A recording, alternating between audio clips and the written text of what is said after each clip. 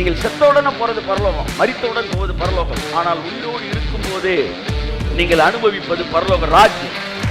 The extension of heaven.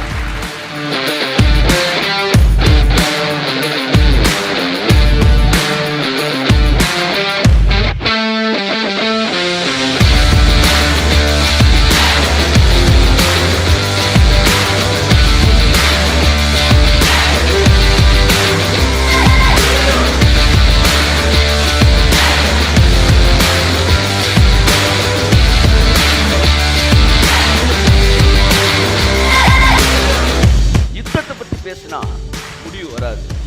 பஞ்சத்தை பத்தி பேசினா முடிவு வராது. கொள்ளை நோயை பத்தி பேசினாலும் முடிவு வராது. ராஜ்யத்தை பத்தி பேசினா முடிவு வரும்.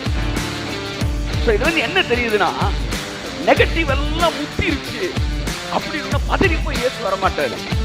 பாசிட்டிவ் எல்லாம் பூரணமாயிருச்சு அப்படின்னா இயேசு வருவார்.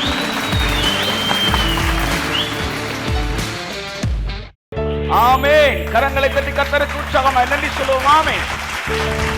Praise God. Hallelujah. உற்சாகமாய் சத்தமாய் ஹல்லேலூயா சொல்லுவோம். மத்தேயு 13ஆம் அதிகாரம் 11ஆம் வசனத்திலிருந்து ஆரம்பிப்போம். அவர்களுக்கு அவர் பிரதியுத்தரமாக பரலோக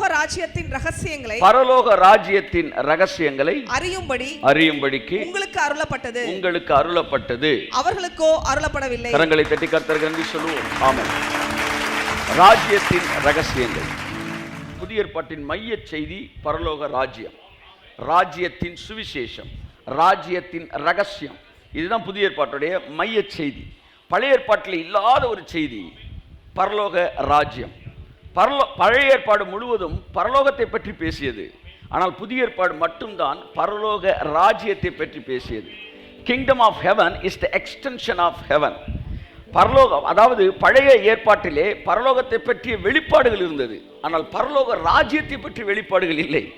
பரலோகம் எப்படி இருக்கும்? 4 ஜீவன்கள், 24 மூப்பர்கள், இங்கிட்டு பிறந்தாயன் அங்கிட்டு பிறந்தாயன், எல்லாம் வந்து எப்படி இருந்துச்சு? ஒரு மாதிரி இருந்துச்சு. ஆனால் பரலோக ராஜ்யம் தான் எக்ஸ்டென்ஷன் ஆஃப் ஹெவனை பேசிச்சு. மிக பிரம்மாண்டமான செலவிலே ஒரு ஹாலிவுட் ஆக்டர் நடித்த ஒரு படத்தை இந்த தேட்டரில் போட்டிருக்கிறாங்க. சரியா? ஏறக்குறைய ஒரு 2000 கோடி ரூபா செலவில் எடுத்திருக்காங்க இந்த படம். பக்கத்து தேட்டரில் ஒரு 20 லட்சம் ரூபா செலவில் லோ பட்ஜெட்டில் ஒரு படம் போட்டிருக்கிறாங்க. ஆனால் முக்கியமான விஷயம் என்னென்னா, அங்கே ஹீரோ நீங்கள் ஹீரோவை நடித்த படம். இப்போ இந்த 2 தேட்டரில் எந்த தேட்டரில் போய் படம் பார்ப்பீங்க? 2000 ரூபா பொருட்செலவில் இருந்தாலும் அது எனக்கு சம்பந்தம் இல்லாதது. இங்கே வெறும் 20 லட்ச ரூபாயில் படம் எடுத்தாலும் அதில் நான் சம்பந்தப்பட்டிருக்கிறேன். பரலோகத்தை பற்றி 4 ஜீவன், 24 மூப்பர்கள், இது எல்லாம் பார்த்துருக்கலாம், அது ஒரு விஷயம் இல்லை. ஆனால் எனக்கு அதுக்கும் சம்பந்தம் இல்லை. பரலோகத்திற்கும் எனக்கு இப்போ சம்பந்தம் கிடையாது. ஆனால் பரலோக ராஜ்யத்துக்கு எனக்கும் ஏன் பரலோக ராஜ்யத்தின் செய்தி பரலோகத்தின் செய்தி விட மேலானது என்றால், இங்கே நீங்கள் சம்பந்தப்பட்டிருக்கிறீர்கள். நீங்கள் செத்தவுடனே போறது பரலோகம், மரித்தவுடன் போவது பரலோகம். ஆனால் உயிரோடு இருக்கும் போதே நீங்கள் அனுபவிப்பது பரலோக ராஜ்யம். The extension of heaven. இயேசு கிறிஸ்து பரலோகத்தின் ரகசியங்களை அறியும்படி உங்களுக்கு கொடுக்கப்பட்டதுன்னு சொல்லல. இயேசு சொன்னது பரலோகத்தின் ரகசியங்கள் அல்ல,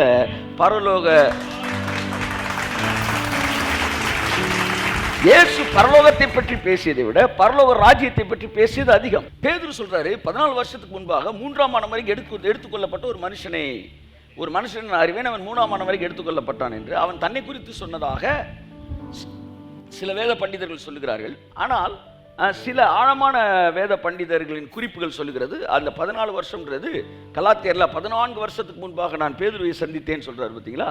பேதுருவோட எக்ஸ்பீரியன்ஸ் தான் பேசுறாரு அப்படின்றார். அப்போ பேதுரு தான் பரலோகத்துக்கு போயிருக்கான், என்னென்னமோ பார்த்துருக்கான், ஏகப்பட்ட மேட்டரை சொல்லியிருக்கிறான். இப்படிப்பட்ட மனுஷனை பற்றி நான் இவைகளை குறித்து மேன்மை பாராட்டுவேன். ஆனால் என்னை குறித்து பேசும்போது நான் என் பலவீனத்தை தான் மேன்மை பாராட்டுவேன். எனக்கு அந்த மாதிரி எக்ஸ்பீரியன்ஸ்லாம் இல்லை. பவுல் சொன்னது தான், எனக்கு அந்த மாதிரி எக்ஸ்பீரியன்ஸ் இல்லை. ஆனால் எனக்கு அருளப்பட்ட வெளிப்பாடுகள், கை தட்டுங்க. அப்போ பேதுரு சொல்றான், அவனுக்கு அருளப்பட்ட வெளிப்பாடுகள் it is 90% of his revelations are connected with the kingdom of heaven.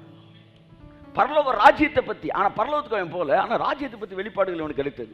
பேதுரு பரலோகத்துக்கு தான் போயிருக்கிறாப்ல, யோவான் பரலோகத்தை தரிசிச்சிருக்கிறாப்ல, ஆனா ராஜ்யத்தை பற்றி அவர்கள் அதிகமாக எழுதவில்லை. இதுல இருந்து என்ன தெரியுதுன்னா, ரெண்டு பெரிய மெசேஜ் இருக்கு இந்த பூமியில இப்பவும் கொடுத்துக்கிட்டு இருக்கிறாங்க. ஒரு குரூப் முடிவு வருது, பரலோகம் வருது, எல்லாம் சொல்லுங்க, முடிவு வருது, பரலோகத்தை பற்றி பேசுவார்கள். ரெண்டு பெரிய செய்திகள் இந்த உலகத்தில் கொடுக்கப்பட்டு கொண்டிருக்கிறது. ஒரு சாரார் எதை பேசுகிறார்கள் என்றால் முடிவை பேசுகிறார்கள். இந்த உலகம் அழிய போகுது, இன்னும் கொஞ்ச நாள் இந்த உலகம் வந்து முற்றிலுமாய் அழிக்கப்பட்டு விடும், பரலோகம் என்ன செய்கிறது, பரலோகத்தை போய் பார்க்க போறோம் அப்படின்னு பேசுவாங்க. இன்னொருத்தங்க அழியாமையே பேசுறாங்க. கைத்தட்டுங்க, இது இரண்டாவது செய்தி. இவர்கள் பரலோகத்தை பற்றி அதிகம் பேசுகிறது இல்லை, பரலோக ராஜ்யத்தை பற்றி பேசுகிறார்கள். என்னுடைய கேள்வி, எது உண்மையான சத்தியம்? முடிவு பற்றிய பிரசங்கமா, அல்லது முடிவுக்கு பின்பால் வருகிற பரலோகத்தை பற்றிய பிரசங்கமா, அல்லது அழியாமையினாலே வருகிற பரலோக ராஜ்யத்தை பற்றிய பிரசங்கமா? ஆனால் முடிவை பற்றி ஒரு பிரசங்கம் இருக்கு, ராஜ்யத்தை பற்றி ஒரு பிரசங்கம் இருக்கு. இது ரெண்டு வேற வேற குரூப் பேசிக்கிட்டு இருக்கு. இந்த ராஜ்யத்தை பேசுறவன் அழியாமை தான் பேசிக்கிட்டு இருக்கிறான். இந்த பூமியில நம்ம இருப்போம், தேவனுடைய ராஜ்யம் இங்கே ஸ்தாபிக்கப்படும், இதுதான் அப்படின்றான். இன்னொருத்தர் இல்ல இல்ல முடிவு வரும்ன்றான். ஆனா ஆவியானவனுக்கு ஒரு வசனத்துல இந்த ரெண்டுக்கும் கிளாரிட்டியை கொடுத்தாரு. எது உண்மையான சத்தியம்? முடிவை பற்றி பேசுவதா, ராஜ்யத்தை பற்றி பேசுவதா? வாசிப்போம். 24:14 வாசிங்க. ராஜ்யத்தினுடைய இந்த சுவிசேஷம், இங்க பாருங்க, ராஜ்யத்தின் சுவிசேஷம். எல்லாரும் என்ன பாருங்க, ராஜ்யத்தை பத்தி பேசுறதுக்கு பேர் தான் சுவிசேஷமே. சுவிசேஷனாலே பரலோக ராஜ்யத்தை பத்தி பேசுறது. இந்த பரலோக ராஜ்யத்தை பற்றிய இந்த சுவிசேஷம் பூலோகம் எங்கும் உள்ள சகல ஜாதிகளுக்கும் சாட்சியாக பிரசங்கிக்கப்படும். அப்போது முடிவு வரும். அப்புறம் தான் முடிவு வரும். அப்ப முடிவு எப்போ வரும்? முடிவை பத்தி பேசும்போது முடிவு வராது, பரலோகத்தை பத்தி பேசும்போது முடிவு வராது, அழிவை பத்தி பேசும்போது முடிவு வராது, பரலோக ராஜ்யத்தை பத்தி பேசும்போதுதான் முடிவு. ஆமென். பெரிய பெரிய பிரசங்கிகள் கூட இங்கே தவறுகிறார்கள். ராஜ்யத்தினுடைய இந்த சுவிசேஷம் பூலோகம் எங்கும் உள்ள சகல ஜாதிகளுக்கும் சாட்சியாக பிரசங்கிக்கப்படும். It is not just a message, it is a testified message. The message would be manifested. சாட்சியாகனா இந்த பரலோக ராஜ்யத்தோட சாட்சி இந்த பூமியில தெரிய ஆரம்பிக்கும். அந்த சாட்சியை காண்பித்து பிரசங்கிக்கப்படும். பூமியில அழியாமை இருக்கும், பூமியில வந்து ஆரோக்கியம் இருக்கும், தெய்வீக ஆரோக்கியம் இருக்கும், பூமியில வந்து கண்ணீரற்ற வாழ்க்கை இருக்கும், கவலையற்ற வாழ்க்கை இருக்கும். இதெல்லாம் சாட்சியாக ராஜ்யத்தின் சுவிசேஷம் பிரசங்கிக்கப்படும். அதுக்கப்புறம் தான் முடிவு. யுத்தம் வந்துருச்சு, முடிவு வந்துருச்சு, வியாதி வந்துருச்சு, இதெல்லாம் இயேசு வர்றதுக்கு சாட்சின்னு சொல்லி பிரசங்கம் பண்றாங்களே, அது தப்பு. இயேசு தெளிவா சொன்னாரு, எப்ப முடிவு வரும், எப்ப முடிவு வராது, தெளிவா பேசுறாரு. வாசிப்போம். மத்தேயு 24:6. யுத்தங்களையும் யுத்தங்களின் செய்திகளையும் கேள்விப்படுவீர்கள். யுத்தங்களின் செய்திகளையும் கேள்விப்படுவீர்கள்.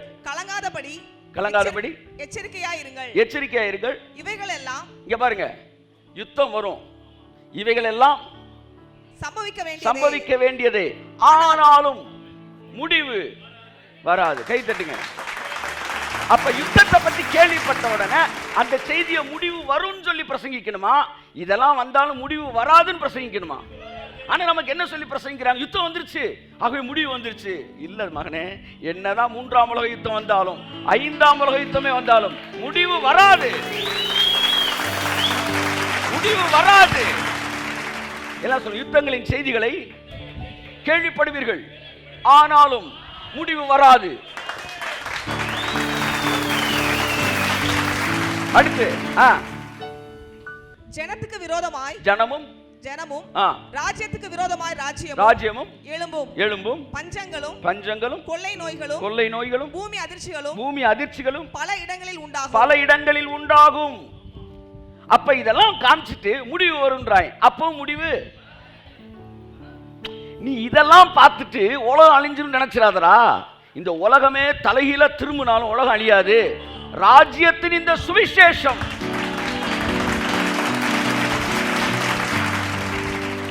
ஹல்லேலூயா.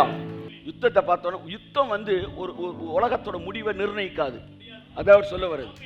பெரிய பெரிய ஆட்டம் பாம் அணு ஆயுதங்கள்லாம் வச்சிருக்காங்க, உலகத்தை அழிச்சிடலாம் முடியாது. ராஜ்யத்தின் சுவிசேஷம் சும்மா இல்ல, சாட்சியாக இங்க பார் சாட்சி என்று பிரசங்கிக்கப்படும். மாதிரி சொல்லவா, இந்த உலகம் அழிஞ்சு நொறுங்கி தீப்பிடிச்சு எரிஞ்சுக்கிட்டு இருக்கும்போது இயேசு வரமாட்டாரு. இந்த உலகம் பரலோகமா மாறுறப்பதான் இயேசு வருவார். ஆமென் ஆமென் ஆமென். யுத்தம் ஒரு சைன் கிடையாது உலக அழிவுக்கு. எல்லாம் சொல்லுங்க, யுத்தம் ஒரு அடையாளம் கிடையாது. எல்லாம் சொல்லுங்க, யுத்தம் ஒரு அடையாளம் கிடையாது. ஏன்னா யுத்தம் வந்தால் முடிவு வராதுன்னு இருக்காரு. அப்ப யுத்தம் ஒரு அடையாளம் கிடையாது. உலகத்தின் முடிவை பேசுகிறவர்கள் யுத்தத்தை அடையாளமா பேச, ஆனா இப்ப பேசுறவங்க எல்லாம் எதை தான் பேசுறாங்க? யுத்தத்தை அடையாளமா தான் பேசுறாங்க. பாருங்கள், அணு ஆயுதங்கள் நெருங்கி இருக்கிறது, இந்த உலகம் முடிவுக்கு ஒன்னும் வராது. இன்னும் வராது. இந்த உலகம் ஃபுல்லா சாட்சியா பிரசங்கிக்கப்படணும். அழிவு வந்து விட்டது, கொள்ளை நோய்கள் உலகமெங்கும், ஆகவே முடிவு வந்துடும், வராது. என் அன்புக்குரியவர்களே, யுத்தத்தை பத்தி பேசினா முடிவு வராது, பஞ்சத்தை பத்தி பேசினா முடிவு வராது, கொள்ளை நோயை பத்தி பேசினாலும் முடிவு வராது. ராஜ்யத்தை பத்தி பேசினா முடிவு வரும். இதுல இருந்து என்ன தெரியுதுன்னா, நெகட்டிவ் எல்லாம் முத்திருச்சு அப்படின்னு பதறி போய் இயேசு வரமாட்டாரு. பாசிட்டிவ் எல்லாம் பூரணமாயிருச்சு அப்படின்னா இயேசு வருவார். அல்லேலூயா. நான் சொல்ற புரியுதா? இவங்க பிரசங்கம் எப்படின்னா, கொள்ளை நோய் வந்துருச்சு, பஞ்சம் வந்துருச்சு, பாடு வந்துருச்சு, கவலை வந்துருச்சு, குண்டை போட போறாங்க, இயேசு வேகமா அப்படியே எம்ஜிஆர் சரோஜாதேவியை கடத்துற மாதிரி கடத்திட்டு போறதுக்கு தான் வராரு. அவர் கடத்துறதுக்கு வரல, அவர் கல்யாணத்துக்கு வராரு. அவர் சிதைக்கப்பட்ட மனவாட்டியை அங்கீகரிக்க வரவில்லை, அவர் அலங்கரிக்கப்பட்ட மனவாட்டியை அங்கீகரிக்க வருகிறார். அழிவை பேசினவர்கள் ராஜ்யத்தை பேசியிருந்தா இயேசு 50 வருஷத்துக்கு முன்னாடியே வந்திருக்கலாம். இப்ப இவங்க எல்லாம் பேச வேண்டிய சப்ஜெக்டை பேசாம யுத்தத்தையும் பஞ்சத்தையும் கொள்ளை நோயையும் பேசி இதுதான் இயேசு வர்றதுக்கு அடையாளம்னா, அவரு நெகட்டிவ் முத்திருச்சு, அதனால நான் இந்த பரபரப்பா வரேன் அப்படின்னு வர்றது கிடையாது. அவர் பாசிட்டிவ் பூரணமாகும் போது தான் பூமிக்கு வருவார். ஒரு பக்கம் நாடே எரியுது, அரண்மனை எரியுது. உடனே ராஜா என்ன செய்யறாரு? தன்னுடைய பிள்ளைகளை மனைவியை எடுத்துட்டு சுரங்க பாதை வழியா தப்பிச்சு ஓடுறாரு. சரியா? இவர் என்ன ராஜா? தோத்து போன ராஜா. கையெழுத்து. நாடு முழுவதும் இருந்த கலகங்கள் அமர்ந்து, பிரச்சனைகள் தீர்ந்து, ஜனங்கள் செழிப்பாய் இருக்கும் போது நகர்வலத்தில் மனைவியோடு வருகிறார். இவர் ராஜா தான். யாருன்னா ஜெயிச்ச ராஜா. ஆமே. என் கேள்வி என்னன்னா, உலகமே தீப்பிடிக்கும், நம்ம எல்லாம் தப்பிச்சு போயிடலாம்னு சொன்னா நாங்க என்ன பிளாக்ல டிக்கெட் எடுத்தாலும் புரியல. சிலுவையில் என்ன நடந்துச்சு? சிலுவையில் இந்த உலகத்தை ஜெயிச்சார். ஆபிரகாம் கொடுக்கப்பட்ட வாக்குத்தத்தமும் உலகத்தை சுதந்திரிப்பா என்பதுதான். இந்த உலகத்தை அசட்ட பண்ணிட்டு ஒருத்தரும் பரலோகத்துக்கு போக முடியாது. ஏன் தெரியுமா? இந்த உலகத்தை பிசாசுட்ட கொடுத்து நீங்க பரலோகத்துக்கு போக முடியாது. ஏன்னா இந்த உலகம் வானத்தின் வாசல். அப்ப வாசல்ல பிசாசு படுத்திருந்தா உன் பாவம் உன் வாசற்படியில் படுத்திருக்கும். அப்படின்னு என்ன அர்த்தம்னா, வாசப்படியில பாவத்தை வச்சுட்டு வீட்டுக்குள்ள ஆசீர்வாதம் வரவே முடியாது. நீ என்ன சொல்ல வர? வாசலாகி இந்த பூமியில பிசாசை கொடுத்துருவோம், எல்லாம் பரலோகத்துக்கு போகணும். அவன் என்ன சொல்லுவான்? வாசல்லையே நாங்க தானே இருக்கோம். நீ மேல போகணும்னா வாசல்ல ஜெயிச்சா தான் நீ மேல போக முடியும். அப்ப வாசப்படி எதிரிகளை கொடுத்துட்டு நீங்க வீட்டுக்குள்ள எப்படி போக முடியும்? வீட்டுக்குள்ள போகணும்னா வாசல்ல இருக்கவனை அடிச்சு துரத்தணும். சோ இதுல இருந்து என்ன தெரியுது? நம்ம பார்த்தது பரலோக ராஜ்யத்தை பத்தி எல்லா பிரசங்கிகளும் பிரசங்கம் பண்ண ஆரம்பிச்சுட்டா இந்த பூமி செழிப்படைய ஆரம்பிக்கும், இந்த பூமி அலங்கரிக்கப்பட ஆரம்பிக்கும். அப்ப பரலோக ராஜ்யத்தின் மணவாளனாகிய குமாரனாய் இயேசு கிறிஸ்து இந்த பூமிக்கு வருவார். அப்ப மணவாட்டியும் வா என்பாளாக. சரியா? சபையும் வான்னு சொல்லணும். யார? மணவாளன. அப்ப மணவாட்டி எப்படி இருக்கணும்? அலங்கரிக்கப்பட்ட மணவாட்டி. பைபிள் சொல்றது 2 கொரிந்தியர் 3ஆம் அதிகாரம் நினைக்கிற வீட்டில் போய் வாசிங்க. நம்மை அதற்காக அலங்கரித்து ஆயத்தப்படுத்துகிறவரும் பரிசுத்த ஆவியானவர். தேவன் நம்மளை அலங்கரிச்சுக்கிட்டு இருக்காராம். இப்ப இந்த பூமி அலங்கோலமாகும் நினைக்கிறீங்களா? அலங்கரிக்கப்படும் நினைக்கிறீங்களா? கை தட்டுங்க சார். இவைகள் எல்லாம் வேதனைக்கு ஆரம்பம். அங்கிருந்து வருவான், நீ வீட்டை விட்டு ஓடி போகாத, இப்படிலாம் வருதுல 24. அதுக்கப்புறம் ரொம்ப மோசமானது, அப்போது தீட்டுப்பட்ட என்னது இதெல்லாம் வருதுல சார் 4. அதுக்கப்புறம் பாருங்களேன், முடிவு வராது. ஆனால் இவைகள்லாம் வேதனைக்கு ஆரம்பம். அப்பொழுது உபத்திரவங்களுக்கு ஒப்பு கொடுத்து உங்களை கொலை செய்வார்கள், என் நாமத்தில் நீங்கள் சகல ஜனங்களால் பயக்கப்படுவீர்கள், அநேக இடர்கள் அடைந்து ஒருவர் காட்டி கொடுப்பார். எல்லாம் வருதுல சார். அதாவது இந்த சாப்டர் வந்து உலக முடிவை பற்றி மட்டும் பேசப்படலை. இந்த சாப்டர் இயேசு சொன்ன பதில். எந்த கேள்விக்கு சொன்ன பதில்னா 3 கேள்வி கேட்டாங்க அவர்கிட்ட. எத்தனை கேள்வி? 3 கேள்விக்கு சேர்த்து பதில் சொல்றாரு. என்னென்ன கேள்வி கேட்டாங்க வாசிங்க, 2ல இருந்து வாசி. கரெக்டா இருக்கும். இயேசு தேவாலயத்தை விட்டு புறப்பட்டு போகையில் அவருடைய சீஷர்கள் தேவாலயத்தின் கட்டடங்களை அவருக்கு காண்பிக்க அவரிடத்தில் வந்தார்கள். இயேசு அவர்களை நோக்கி, இவைகளை எல்லாம் பார்க்கிறீர்களே, இவ்விடத்தில் ஒரு கல்லின் மேல் ஒரு கல் இராதபடி எல்லாம் இடிக்கப்பட்டு போகும் என்று மெய்யாகவே உங்களுக்கு சொல்கிறேன் என்று. சார் இந்த கல்லு சார், இந்த கல்லு சார், இந்த கல்லை பற்றி ரொம்ப பேசினா வந்து அது கல் கோயில் மாதிரி. ஏன் கல்லை பற்றி பேசினேன்னா, ஒரு கல் மட்டுமே 15 ஃபீட்டு மார்பிள், 15 ஃபீட்டு இது கிரானைட்டு, 15 அடி 20 அடி நீளத்தில் இருக்கும் ஒவ்வொரு கல்லும். ஒவ்வொரு கல்லுக்கு இன்னொரு கல்லுக்கு இடையில தங்கத்தை உருக்கி ஊற்றிருப்பாங்களாம். அதனால இந்த கல் வந்து அவ்வளவு மேன்மையானது. தேவாலயத்தை வந்து கட்டும்போது சாலமன் கட்டின தேவாலயத்தில் சரி, அதற்கு பிறகு கட்டப்பட்டதுலையும் 2 கல்லுக்கு இடையில கோல்டை உருக்கி ஊற்றிருக்கிறாங்க. ஸோ அந்த கல்லை தட்டி சொல்கிறாங்க, சார் இந்த கல் ராஜஸ்தான் மார்பிள் சார், சார் நாங்கள் கல்லுலேயே கட்டியிருக்கோம் சார், அப்படி இப்படின்னு பேசியிருக்கிறாங்க. உடனே அவர் சொன்னார், இந்த இந்த நீங்கள் இந்த கல்லெல்லாம் பார்க்குறீங்களே, இது ஒரு கல்லின் மீது இன்னொரு கல் இராதபடி பேர்க்கப்படும் அப்படின்னாரு. தீத்துராய் அவர் சொல்லி 70 வருஷத்துக்குள்ள டைட்டஸ் என்றவன் படையெடுத்து வர்றான். வந்த உடனே ஊரே சூறையாடிக்கிட்டு இருக்கிறாங்க.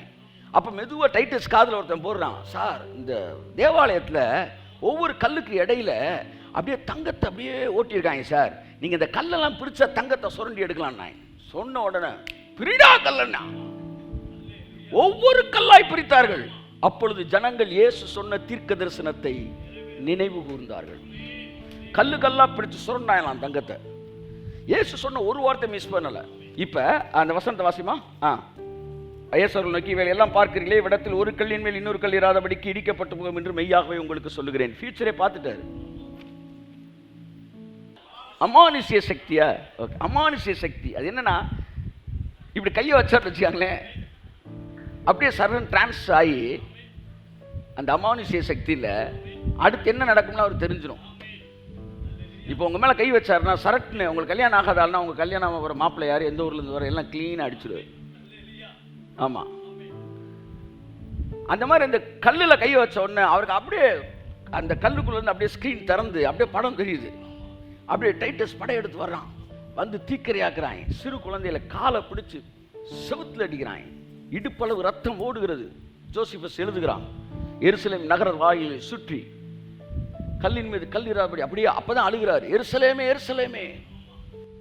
அப்ப இந்த ப்ராஃபஸி உலகத்துக்கு சொன்ன ப்ராஃபஸியா, எருசலேமுக்கு சொன்ன ப்ராஃபஸியா? இப்ப இவர் சொன்ன ஒரு கல் மேல ஒரு கல் இருக்காது அப்படின்னு வந்து இடியும் சொன்னா நீங்க ஏத்துக்குவீங்களா? ஏத்துக்க மாட்டீங்க. இல்ல சார், இது இந்த கல்லு கோயில் இல்ல சார், இது அந்த கல்லு கோயில் சொல்றீங்களே. அப்படித்தான் இதுல வர அழிவுகள்ல சில அழிவுகளை எருசலேமுக்கான அழிவுன்னு எழுதுறாரு. அது அடுத்த கேள்வி, அடுத்தது வாசிங்க. தெரியும், இயேசு ஒளியமலையில் உட்கார்ந்திருக்கையில் அவருடைய சீசர் அவரிடத்தில் தனித்து வந்து, இவைகள் எப்பொழுது சம்பவிக்கும்? எத்தனை கேள்வி எண்ணிக்காங்க? எத்தனை கேள்வி? 3 கேள்வி கேட்கிறாங்க. இவைகள் எப்பொழுது சம்பவிக்கும்? சம்பவிக்கும். எவைகள்? எவைகள்? உலகத்தின் முடிவை கேட்டாங்களா? கல்லு, அவனுக்கு மைண்ட் ஃபுல்லா எங்க தான் இருக்கு? கல்லு. இந்த கல்லு பிரிக்கும் சொன்னீங்களே சார், இவைகள் எப்பொழுது சம்பவிக்கும்? கேள்வி நம்பர் 1. அடுத்து, உம்முடைய வருகைக்கும், உம்முடைய வருகைக்கு, உலகத்தின் முடிவுக்கும், 2வது 3வது உலகத்தின் முடிவுக்கும் அடையாளம் என்ன? அப்ப எத்தனை கேள்வி கேட்டான்? 1 இவைகள் நடப்பதற்கான இது எப்ப நடக்கும், அதாவது எருசலேம்ல நடக்க போறது எப்ப நடக்கும்? நம்பர் 1. 2வது உலகம் முழுவதும் நடக்க போறது எப்ப நடக்கும்? நீங்க எப்ப வருவீங்க? நீங்க எப்ப வருவீங்கன்றதுக்கு தெளிவான பதில் சொல்லிடுறேன். ராஜ்யத்தின் இந்த சுவிசேஷம் உலகமெங்கும் பிரசங்கிக்கப்படும். அப்பொழுது முடிவு வரும். அப்ப இந்த உலகம் இப்படி சொல்லவா, இந்த உலகம் தீமையை நோக்கி போயிட்டே இருக்கு. நாளுக்கு நாள் எதிர்மறையான சூழ்நிலையில் வந்துகிட்டே இருக்கு. அப்ப இந்த உலகம் நிம்மதிக்காக சமாதானத்துக்காக தேடும் போது ராஜ்யத்தின் சுவிசேஷம் பிரசங்கிக்கப்படுகிறது. ஜனங்கள் அதை அங்கீகரிக்கிறார்கள். உலகமெங்கிலும் ராஜ்யத்தின் சுவிசேஷம் சாட்சியாக பிரசங்கிக்கப்படுது. இங்க பாருப்பா, இந்த சுவிசேஷ கீழே இருந்தவங்க எப்படி இருக்கிறான் பாரு, இந்த இவனுடைய வாழ்க்கை எப்படி இருக்கு பாரு, இவர் பாரு அப்படின்னு இந்த சாட்சியாக இது பிரசங்கிக்கப்படும் போது முடிவு வருகிறது. இப்ப இதுல இந்த சொல்றாருல, அப்பொழுது அநேகர் உங்களை ஒப்பு கொடுத்து உபத்திரவங்களுக்கு ஒப்பு கொடுத்து, இவைகள் எல்லாம் 8ல இருந்து வாசிங்க. இவைகள் எல்லாம் வேதனைகளுக்கு ஆரம்பம். அப்பொழுது உங்களை உபத்திரவங்களுக்கு ஒப்பு கொடுத்து உங்களை கொலை செய்வார்கள். என் நாமத்தின் நிமித்தம் நீங்கள் சகல ஜனங்களால் பயக்க. இதெல்லாம் யாருக்கு சொல்றாரு? தனக்கு முன்னாடி உட்கார்ந்திருக்க குரூப்பை பார்த்து சொல்றாரு. இதை கொண்டு போய் நான் ஊழியத்துக்கு போனேன், எங்க அப்பா எத்தினாருன்னு அந்த வசனத்தை கொண்டு வந்து சேர்க்கிறாங்க. சகல ஜனங்களாலும் பயக்கப்படுவீர்கள். இதுக்கு அதுக்கு சம்பந்தம் கிடையாது. இதுல வந்து ஒரு பேக்கேஜ். யூதேயாவில் இருக்கிறவர்கள் 16 தெளிவாயிடுச்சா? அப்ப இந்த ப்ராஃபஸி யாருக்கு? யூதேயால இருக்கிறவனுக்கு. அப்ப ஒரு குறிப்பிட்ட ஏரியாவில் நடக்க போற வேதனைகளை உலகம் முழுவதும் நடக்க போற வேதனைகளாக அவர்கள் மாற்றினார்கள். நீங்க என்ன சொல்ல வரீங்க? இந்த உலகம் அழிவதும் போது இயேசு வரமாட்டாரு. இந்த உலகம் வாழ்ந்து செழிக்கிற நேரத்தில் இயேசு வருவார். அலங்கரிக்கப்பட்ட மனவாட்டி அணைத்துக் கொள்ள வருகிறார். அந்த அலங்கரிப்புக்கான செய்தி தான் ராஜ்யத்தின் சுவிசேஷம். சுவிசேஷம் என்றால் நல்ல செய்தி. இப்போ இந்த உலகம் முழுவதும் இது பிரசங்கிக்கப்படும் போது என்ன வந்துடும்? முடிவு வந்துடும். அப்போ நல்லா கவனிங்க. நீங்கள் தண்ணி அடிச்சிங்கன்னா, இது பைப்பு வந்து அதுக்கு பேர் என்ன சொல்லுவாங்க? அடிகுழாய் இல்லை அடிச்சிங்கன்னா தண்ணி வரும். நீங்கள் அடிகுழாயில் அடிக்கிறத நிப்பாட்டிட்டு நீங்கள் தண்ணி வர ஹோலுக்குள்ளே வந்து நீங்கள் மைக்ரோஸ்கோப் வச்சு பார்த்துக்கிட்டீங்கன்னா, நீ அங்கே தண்ணி வரணும்னா இங்கே நீ அடிக்கணுன்ற மாதிரி நீ வந்து உலகம் எப்போ முடியும், உலகம் எப்போ முடியும், இதை தான் ஃபோக்கஸ் பண்ணுறான். நீ அந்த ஃபோக்கஸை வச்சுட்டு ராஜ்யத்தை பேசிக்கிட்டே இரு. உலகத்தோட முடிவு என்ன செஞ்சிடும்? வந்துடும். நீ முடிவை பற்றி பேசுகிற கொஞ்சம் நிறுத்துப்பா. கொள்ற போட்டு காலங்கத்தால் உலக முடிவு உலக முடிவு உலக முடிவு வரணும்னா ராஜ்யத்தின் சுவிசேஷத்தை பேசு. அப்பொழுது முடிவு வரும். ஆமாம், எல்லாம் சொல்லுங்க. முடிவை பற்றி பேசுனா முடிவு வராது. ராஜ்யத்தை பற்றி பேசுனா முடிவு வரும். இதுல இருந்து என்ன தெரியுது? முடிவினால் முடிவு வராது, ஒரு துவக்கத்தினால் தான் முடிவு வரும். புரிஞ்சவங்க அல்லையா சொல்லுங்க. தோத்து போய் வர முடிவுல ஒரு முடிவு வராது, வெற்றியின் துவக்கத்தில் தான் முடிவு வரும். நான் சொல்ற புரியுதா? தோல்வியின் முடிவிலே முடிவு வராது, வெற்றியின் துவக்கத்தில் முடிவு வரும். ஏனென்றால் அவரே அல்பா, அவரே ஒமேகா, அவரே ஆதி, அவரே அந்தம். அவர் வெற்றியில் துவங்கினால் வெற்றியில் தான் முடிப்பார். அது எந்த மாற்றம் இல்லை. வெளிப்படுத்தல் 19:9 சொல்லுது, ஆட்டுக்குட்டியானவன் கல்யாண விருந்துக்கு. அப்போ ஒரு சக்சஸ்ல இருந்து நம்ம போறோம். ஆமென் சொல்லுவோம். 21:2 சொல்லுகிறது, வாசிங்க.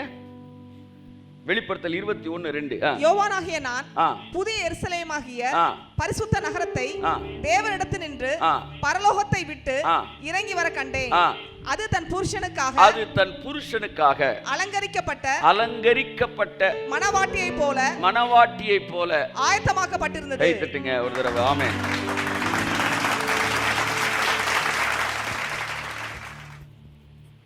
ஏன் இந்த யூதியால இருக்கிறவங்களுக்கு மட்டும் இவ்வளவு டார்ச்சர் வருதுன்னா, இயேசு சிலுவையில் அறிஞ்சது மட்டுமல்ல, இயேசு சொந்த ரட்சகராக ஏற்றுக்கொள்வதற்காக அந்த விஷயங்கள் வருது, அவங்களை சுற்றி நடக்குது. அப்போ கடைசியாக வந்து அவன் என்ன சொல்கிறான்? இயேசு தான் உண்மையான மேசியான்னு ஏற்றுக்கிறாங்க. ஏற்றுக்கொண்ட பிறகு தேவன் அவர்களுக்கு யுத்தம் செய்யும்படி கடந்து வருகிறார். அவர்களுக்கு எதிராக உலக நாடுகள் இருக்கும்போது அவரே அவர்களுக்கு எதிராக என்ன செய்கிறாரு? யுத்தம் செய்கிறாரு. எருசலேமை மீட்டுக் கொள்கிறாரு. இது எல்லாம் வந்து எருசலேம் என்கிற ஒரு குறிப்பிட்ட நாட்டை சுற்றி நடக்கக்கூடிய காரியங்கள். ஓகே, யூதேயா என்கிற அந்த அதாவது ஜெருசலேமை சுற்றி நடக்கிற விஷயங்கள். என் அன்புக்குரியவர்களே, அலங்கரிக்கப்பட்ட மணவாட்டின்னு சொல்லுது. 2 கொரிந்தியர் 5:5 சொல்லுது, அதற்கென்று ஆயத்தப்படுத்துகிற தேவனே என்று சொல்லுகிறது. 2 கொரிந்தியர் 5:2 வாசிங்க, ரொம்ப அழகா இருக்கு. ஏனெனில் இந்த கூடாரத்திலே எல்லாம் சொல்லுங்க, நாம் தவித்து நம்முடைய பரம வாசஸ்தலத்தை தரித்துக் கொள்ள மிகவும் வாஞ்சை உள்ளவர்களாக இருக்கிறோம். எல்லாம் சொல்லுங்க. இந்த கூடாரத்திலே, எல்லாம் என்ன பாருங்க, இந்த கூடாரத்திலே பரம வாசஸ்தலத்தை தரித்து கொள்ள விரும்புகிறோம். புரியுதா நான் சொல்றது?